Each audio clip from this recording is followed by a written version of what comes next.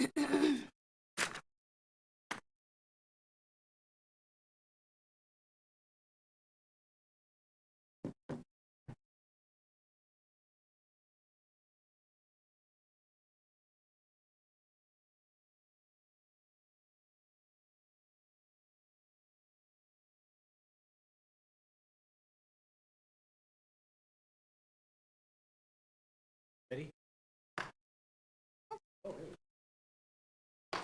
Good morning, Norma. Good morning.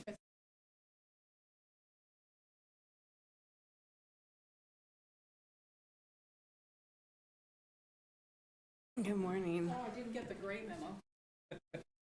Oh, the gray memo. Outside too. We dress to the weather. Yeah, Gray. everything.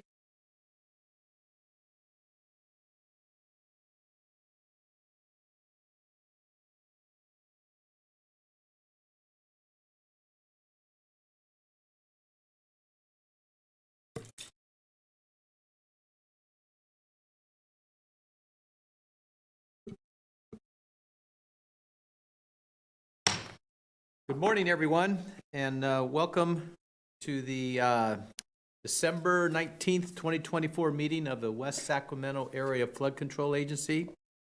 Would you join me in the Pledge of Allegiance to begin? Allegiance to the Republic of God, indivisible, with liberty and justice. Thank you.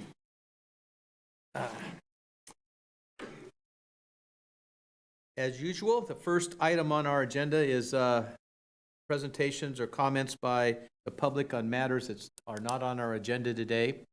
And if there's anyone that wishes to speak, seeing none, we will move forward with item 1B, which is the monthly and year-to-date report on revenues and expenses. Good morning, members of the board and staff. I'll be reporting out on the revenue and expenditures for the month of October 2024. In Fund 870, the beginning balance was approximately $8.25 million. There was no revenue and expenses were $19,000, making the ending position at approximately $8.23 million. The beginning balance for Fund 871 was $23.52 million. There was no revenue and expenses were $167,000, making the ending position for Fund 871 at $23.35 million. The year-to-date cash position for the three funds, 870, 871, and the state advance 257.9919, was $56.58 million at the end of October. As of December 13th, that position was at $56.81 million. So finance is in the process of wrapping up fiscal year 23-24 with the soft close. At this stage, the numbers are largely finalized and we don't anticipate any significant changes. So this is the reason why you see the jump in the 871 balance. There was a net revenue of approximately $11.4 million from 871, so that transferred to this year's balance.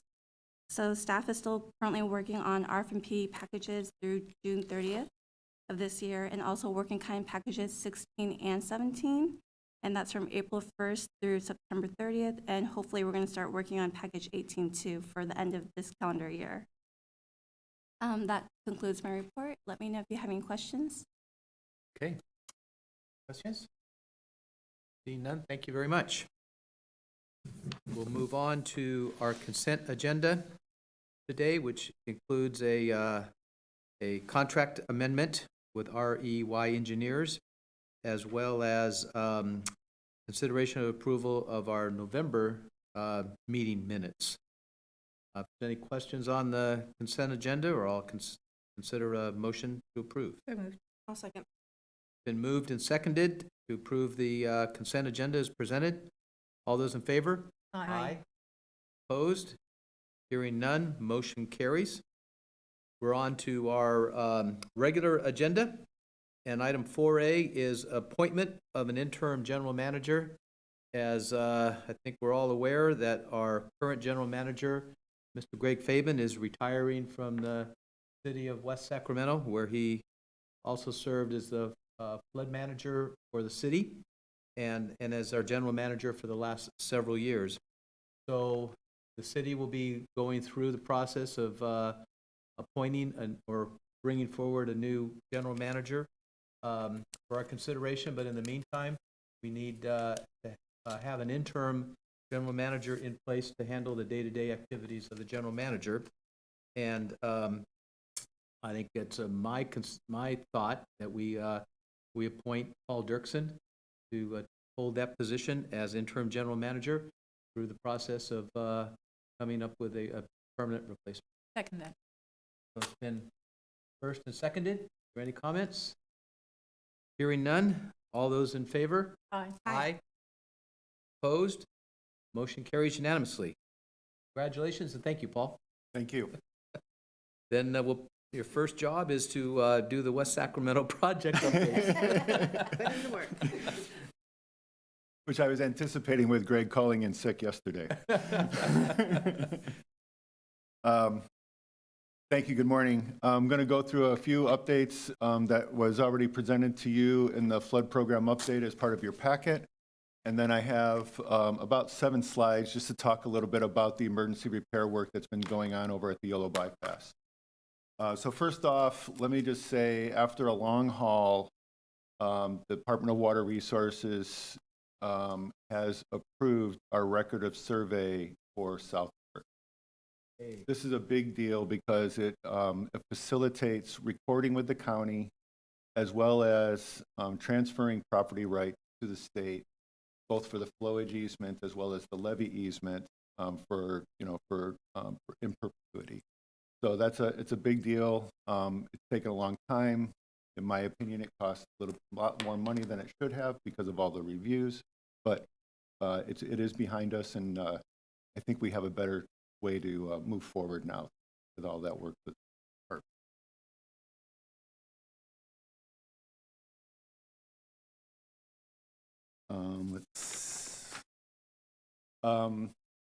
River Partners has completed their second monitoring, or their monitoring visit this year. I'm happy to report that some of our performance objectives have been achieved. We have one growth objective in terms of canopy cover that came in under 1% of meeting the required objective, the overall performance objective for the site.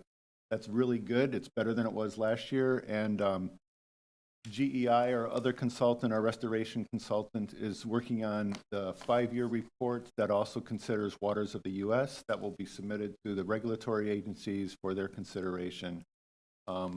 This should alleviate some of our permitting requirements because now we are past establishment. We've passed the establishment period of 5 years. We still have some additional permitting requirements, which we're trying to work through in the next few months. That will include looking at the future for a land manager to maintain the site. And I brought up to you before about setting up an endowment. Been having conversations with finance as well as our consultants about getting that endowment in place and the best method to do so. It's our first experience with this. That is the agencies, the city's experience with an endowment.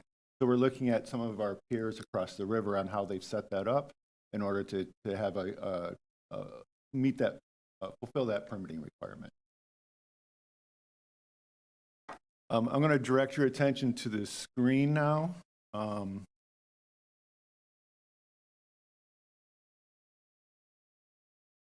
Is there any way we can get it up on here? Yeah, you press your input button. Down below. Which one? This one right here? Input? Oh, I think I turned mine off. Accidentally turned mine. Hard enough. Turn mine off. Yeah.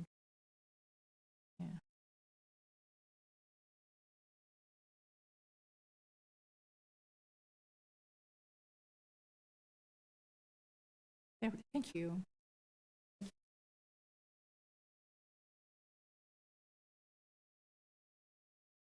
Okay, go ahead. Yes, thanks. So as I think you're aware, there was a emergency repair situation over at the Yolo Bypass. I just want to draw your attention. This is south of Highway 5080 where it comes into the city, kind of right behind where FedEx has their facilities there. This gives you a better idea about what it looks like. Here in this picture, you can see this is the rock slope. You can see the O&M corridor immediately adjacent to that on the right. And then next to that is the Tule Canal. What happened was the Army Corps of Engineers was conducting a warranty walkthrough for the work that was performed in 2023, which involved placement of a lot of this rock. And noticed an area along the waterside slope that had collapsed, creating a concave depression on the levee slope. Over the next couple of days, additional slumps were evident, and the project grew to over a quarter of a mile long. The levee slope is completely armed with rock so that the levee doesn't erode from all of the water forces that it receives from the Yola bypass. The Army Corps of Engineers declared an emergency on October 18th. That declaration relieved the Army Corps of many of its internal design review and approval requirements. They filed a categorical exception under NEPA, and they acted quickly and modified a construction contract to be able to build an adjacent levee behind the existing levee as being seen as one of the most effective and efficient ways to move forward. The first work effort was to excavate a keyway for the adjacent levee, as you can see here.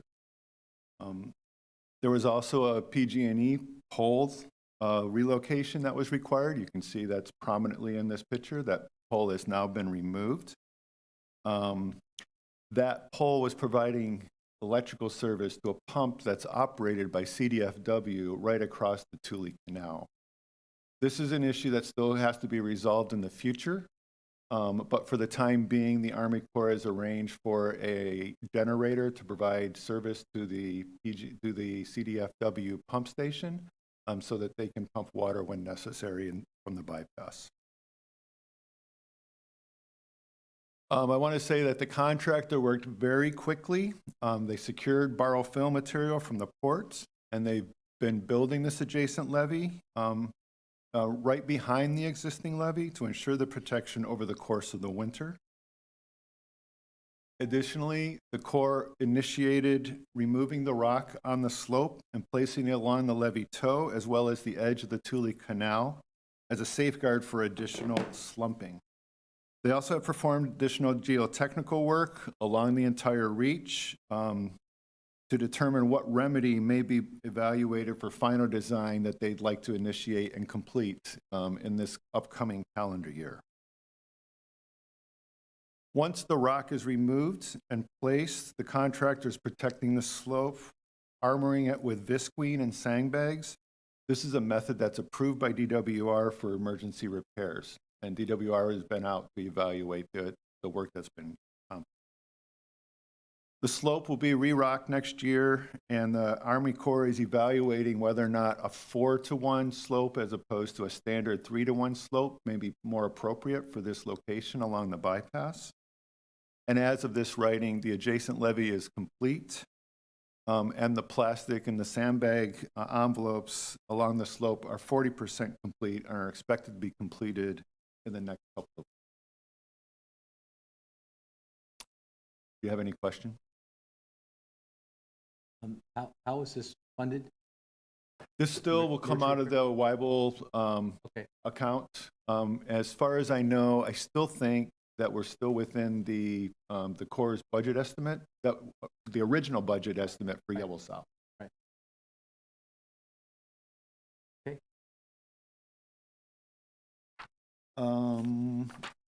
Thank you for approving the contract amendment with REY. We're working through supplemental scope with the Army Corps of Engineers, and we'll bring back a cost estimate to you next month. And the other thing that I would like to report out, as you know, there's a lot of work going on right now, and the Army Corps has just hired an AE firm to start the conceptual design for the Stone Lock facility. We've had our kickoff meetings. They're ramping up, both looking at geotechnical investigations as well as hydrology, because when they put in this new FIC, there's still an appetite to ensure that there's some water passage, both for water quality in the port, and then there's also an element to try to ensure that there's fish plankton for the FIC. So both of those are being considered as they go through the conceptual design. Other than that, that concludes my report on the flood program update. If you have any questions, please let me know. Any comment? Questions? Hearing none, we'll move on to director's comments, 4C. Merry Christmas, Words. Merry Right Christmas. on the mouth. Merry Christmas, happy holidays. See you in 2025. We're adjourned. Okay. Merry Christmas, you guys. Merry Christmas.